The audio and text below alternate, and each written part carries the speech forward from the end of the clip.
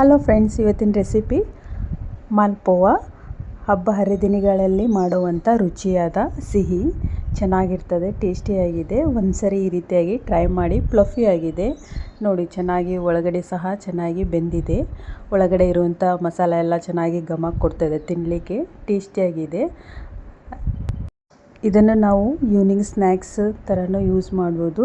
ಒಂದ್ಸರಿ ಮಾಡಿಟ್ಕೊಂಡು ಆರಾಮಾಗಿ ನಾವು ವೀಕ್ ತಿನ್ಬೋದು, ಚೆನ್ನಾಗಿರ್ತದೆ.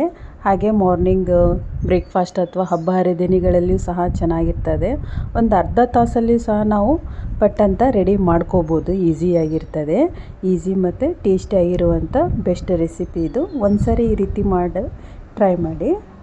ನಾನು 1.5 ಕಪ್ಪಷ್ಟು ಮೈದಾ ಹಿಟ್ಟು ತೊಗೊಂಡಿದ್ದೀನಿ. ಹಾಗೆ ಒಂದು ಅರ್ಧ ಕಪ್ಪಷ್ಟು ನಾನು ಬಾಂಬೆ ರವೆ ತೊಗೊಂಡಿದ್ದೀನಿ. 1 ಕಪ್ಪಷ್ಟು ನಾನು ಒಣ ಕೊಬ್ಬರಿ ತೊಗೊಂಡಿದ್ದೀನಿ, ತುರ್ಕೊಂಡಿದ್ದೀನಿ ಒಣ ಕೊಬ್ಬರಿನ.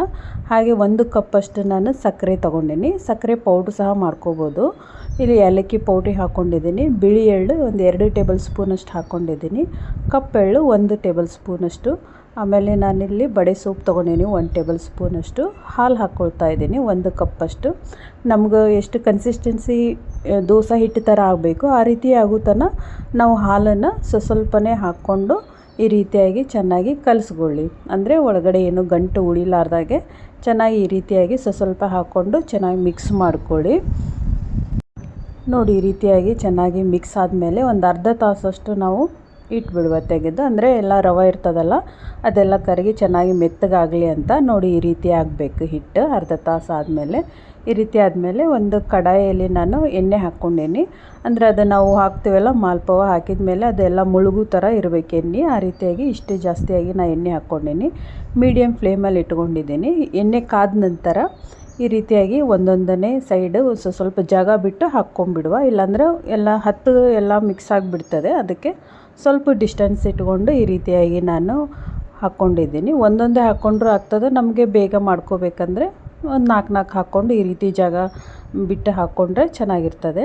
ನೋಡಿ, ಅದು ಚೆನ್ನಾಗಿ ಫ್ರೈ ಆಗ್ತದೆ. ಮೀಡಿಯಮ್ ಫ್ಲೇಮ್ ಇಟ್ಕೊಂಡು ಒಂದೊಂದನ್ನೇ ಚೆನ್ನಾಗಿ 2 ಕಡೆಯೂ ಫ್ರೈ ಮಾಡ್ಕೊಳ್ಳಿ. ನೋಡಿ, ಈ ರೀತಿಯಾಗಿ ಚೆನ್ನಾಗಿ ಫ್ರೈ ಮಾಡ್ಕೊಳ್ಳಿ. ಅದು ಚೆನ್ನಾಗಿ ಗೋಲ್ಡನ್ ಕಲರ್ ಬರಬೇಕು, ಆ ರೀತಿಯಾಗಿ ಚೆನ್ನಾಗಿ ಈ ರೀತಿಯಾಗಿ ಫ್ರೈ ಮಾಡ್ಕೊಳ್ಳಿ.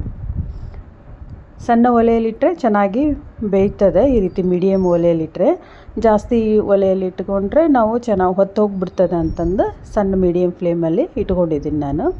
ನೋಡಿ, ಈ ರೀತಿಯಾಗಿ 2 ಕಡೆ ಚೆನ್ನಾಗಿ ಫ್ರೈ ಮಾಡ್ಕೊಳ್ಳಿ. ನನ್ನ ಚಾನಲನ್ನು ಇದೇ ರೀತಿ ಹೆಚ್ಚಿನ ರೆಸಿಪಿ ನೋಡಲು, ವೆರೈಟಿಯಾದ ರೆಸಿಪಿ ನೋಡಲು ಬೇರೆಯವ್ರಿಗೂ ಸಹ ಶೇರ್ ಮಾಡಿ. ನೋಡಿ, ಈ ರೀತಿಯಾಗಿ ಚೆನ್ನಾಗಿ ಫ್ರೈ ಆದಮೇಲೆ ಇದನ್ನು ಒಂದೊಂದಾಗಿ ತೆಗೆದು ಸೈಡಲ್ಲಿ ಇಟ್ಕೊಂಡ್ಬಿಡುವ. ನೋಡಿ, ಇದನ್ನು ಒಂದ್ಸರಿ ಮಾಡಿಟ್ರೆ ನಾವು ಚೆನ್ನಾಗಿ 1 ವಾರ ಗಂಟಲೆ ಆರಾಮಾಗಿ ತಿನ್ಬೋದು, ಹೊರಗಡೆನೇ ಇಟ್ಕೊಂಡು. ಏನು ಹಾಳಾಗೋದಿಲ್ಲ ಇದು. ಇದೇ ರೀತಿಯಾದ ಹೆಚ್ಚಿನ ರೆಸಿಪಿ ನೋಡೋನು ನನ್ನ ಚಾನಲನ್ನು ಲೈಕ್ ಮಾಡಿ, ಶೇರ್ ಮಾಡಿ, ಹಾಗೆ ಸಬ್ಸ್ಕ್ರೈಬ್ ಮಾಡಿ. Thank you for watching my channel.